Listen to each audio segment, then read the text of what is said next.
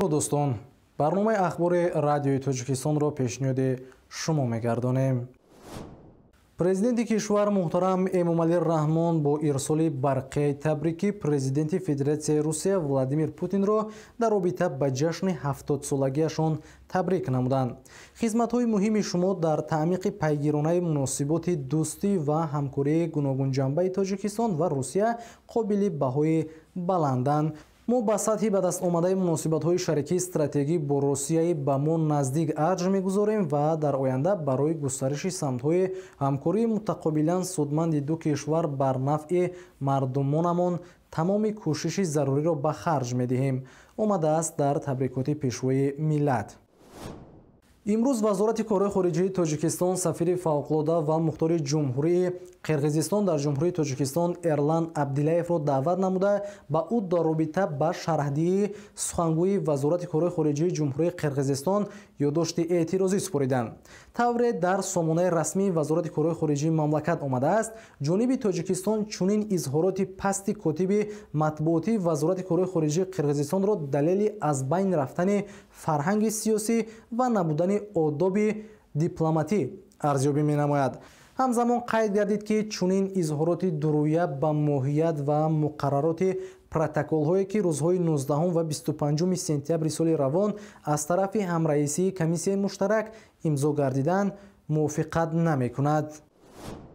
вазири корҳои дохилии ҷумҳурии Тоҷикистон Рамазон Раҳимзода ва намояндаи махсуси Иттиҳоди Аврупо оид ба Осиёи Марказӣ Тери Ҳакала масъалаҳои мубрами ҳамкориро баррасӣ намуданд.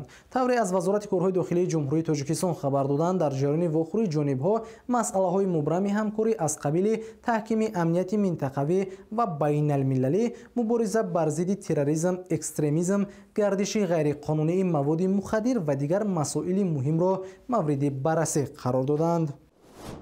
бахшида ба 30-солагии иҷлосияи таърихии 16-уми Шӯрои Олии Ҷумҳурии Тоҷикистон имрӯз дар Академияи Доракунии Давлатии назди Президенти Ҷумҳурии Тоҷикистон маросими ҷоизасупории Озмуни ҷумҳуриявии фарзанди Тоҷикистонам баргузор шуд, ки дар он ба муаллифони мақолаҳои беҳтарин диплом ва тӯҳфаҳои хотиравӣ тақдим гардид. ҳамчунин дар маросими ҷамъбастии озмуни мазкур Радиои Тоҷикистон ва якчанд шабакаҳои телевизионӣ, радиоӣ ва рӯзномаву маҷаллаҳои ҷумҳурӣ барои ҳамкории судманд ва фаъолияти назаррас дар инъикоси фаъолияти маҷаллаи Бонувони Тоҷикистон бо сипосномаи маҷаллаи Бонувони Тоҷикистон қадрдонӣ гардиданд.